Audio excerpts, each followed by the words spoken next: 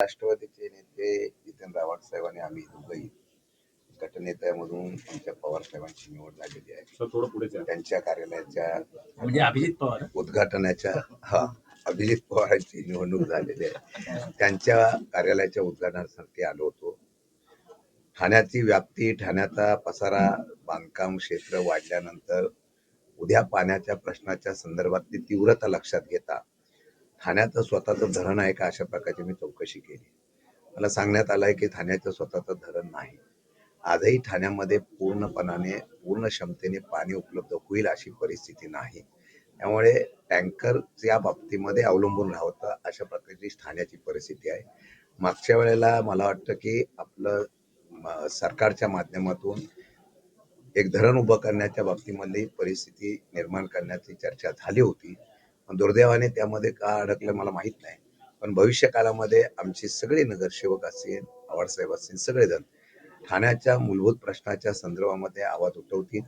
त्यासाठी या ऑफिसचा निश्चितपणे उपयोग होईल आणि ठाणा स्वतःच्या असलेल्या पाण्याची उपलब्ध करण्याच्या धरणाची आजूबाजूला बघितलं तर तशी जागा उपलब्ध होऊ शकते. अशा पद्धतीने काम करण्याची भूमिका आम्ही घेऊ. सर, पश्चिम बंगालमध्ये आता निवडणुका झाल्या आहेत, भाजपचं सरकार आलं आहे, तर ह्याच्या पुढे पश्चिम बंगालमध्ये ज्या प्रकारे हे चालू आहे, त्या पश्चिम बंगालमध्ये त्याचा कुठेतरी वचपा काढण्यात येईल का विरोधकांना? असं आहे की सध्या देशामध्ये लोकशाहीच्या आडून हुकुमशाही चाललेली आहे.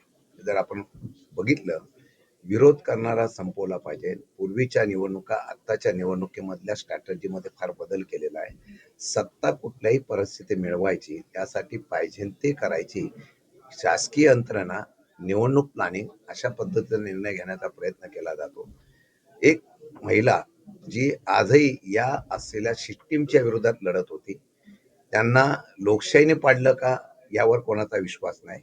त्यांना प्लॅनिंगने पाडण्याचा प्रयत्न केला आणि उद्या कदाचित सुडाचं राजकारण, विरोधक हा राहिलाच नाही पाहिजे म्हणून वेगवेगळ्या प्रकारच्या केसेस किंवा वेगवेगळ्या प्रकारचे गुन्हे दाखल करून त्यांना सुद्धा त्या ठिकाणी अडकवण्याचा प्रयत्न होऊ शकतो अशा प्रकारची चर्चा आहे. मला वाटतं का असं जर झालं तर विरोधकच संपवण्याचा प्रयत्न देशामध्ये जर झाला तर फार मोठ्या प्रमाणामध्ये या ठिकाणी हुकुमशाही होऊ शकते आणि त्यामध्ये आजही जनतेने जागरूकता दाखवली नाही. तर मगाशी ज्याचा उल्लेख केला आव्हाड साहेबांनी की निवडणुका संपेपर्यंत या लोकांनी फक्त या महागाईवर कंट्रोल करण्याचा प्रयत्न केला. निवडणुका संपल्या की डिझेल आणि पेट्रोलचे भाव, गॅसचे भाव वाढवायला सुरुवात केली आणि कालच पंतप्रधानांनी सांगितलं. मला आश्चर्य वाटतं की निवडणुकीच्या पर्यंत हे मौन बागतात आणि निवडणुका संपल्यानंतर आपल्याला आता काटकसर करावं लागेल. कोरोना काळातली आठवण करून द्यायला लागले.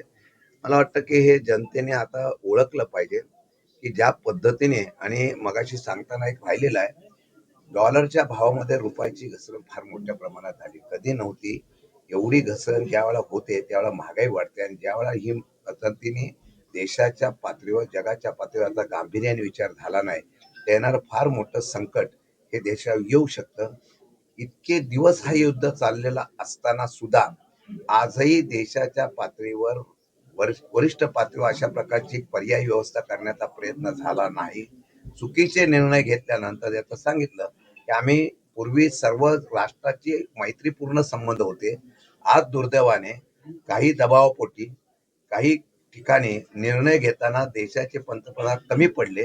अमेरिकेचा असलेला दबाव बघितल्यानंतर या ठिकाणी वेगवेगळ्या प्रकारचे निर्णय घेत असताना त्याचा फटका आज देश पातळीवर होतोय आणि त्याचा प्रत्यंतर येत्या काही दिवसामध्ये येईल.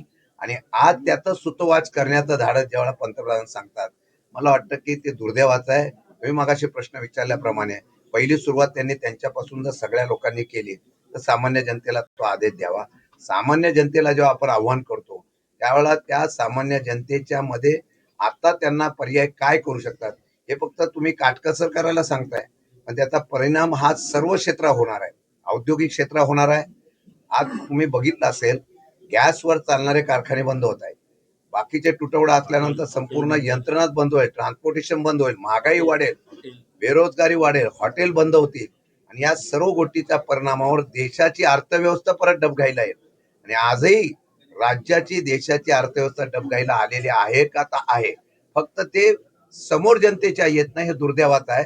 माझी विनंती आहे की आज ठाण्यामध्ये पत्रकार परिषद होत असताना ज्यावेळेला देशाच्या पंतप्रधानांनी आव्हान केलेलं आहे त्यांनी सध्याची देशाची परिस्थिती ज्याचा उल्लेख मगाशी झाला, डिझेल पेट्रोल नसेल तर काय करू शकतो याच्यावर खुलासा करणं गरजेचं आहे.